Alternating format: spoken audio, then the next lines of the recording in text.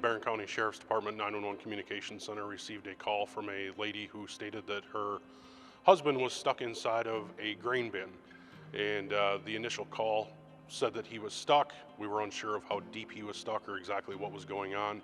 Her only request was that he was going to be embarrassed and they did not want us to send the entire cavalry down there to help him out. As law enforcement, we try to get there quickly because everyone you see behind me, they have to come from their work, other places, engagements, and it takes time, so we can get there as fast as possible and help stabilize. We were directed by the wife to go to the grain bin where he was located. Myself and another deputy went there. I climbed up, made verbal contact with them, and then I was switched out with another deputy who had a rescue rope and went up and began trying to assist him. When we got in there, we found he was almost up to his head. His mouth in soybeans. The soybeans were coming down from the sides, burying them. So once we had the patient secured, they cut holes in the side of the grain bin, and that dropped the level of the soybeans down. As we were gaining ground on getting him out, he started breathing better, went through a couple bottles of oxygen, and then we got him on the backboard and handed him out to EMS. We checked his airway right away and make sure he was breathing appropriately, and carried him over by the ambulance, and flight crew was there, so we did an assessment, and then they flew him out to check for any crush injuries or any further damage from there. There was 35, 40 responders. I don't know how many on the scene that day. It took every single one of them to make this a successful rescue.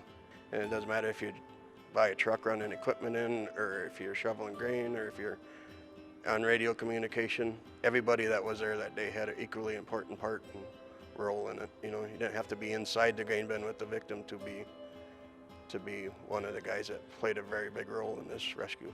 It took everybody. We in this field see and do a lot of things every day. And, for me, it's don't be embarrassed of an incident like this. When she said, just send a few people down. I mean, as you can see behind me, this is what it turned into for this rescue to be successful. And don't be embarrassed about these incidents. They're called accidents for a reason. And, I think everybody here with me tonight could testify that we would rather send 1,000 people to something and not be needed than send a handful of people to something that we need a lot more hands for. So it just makes things, run more smooth and efficiently. And in this case, we had a great outcome. We just want to add, I think everybody was in agreement that day that his wife saved his life. She got the rope on him, which helped keep him from sinking down too low. So it was really her actions right away that kept him alive. She didn't have a cell phone, so she was running a couple 100 yards to the house to call and run back out to check on him.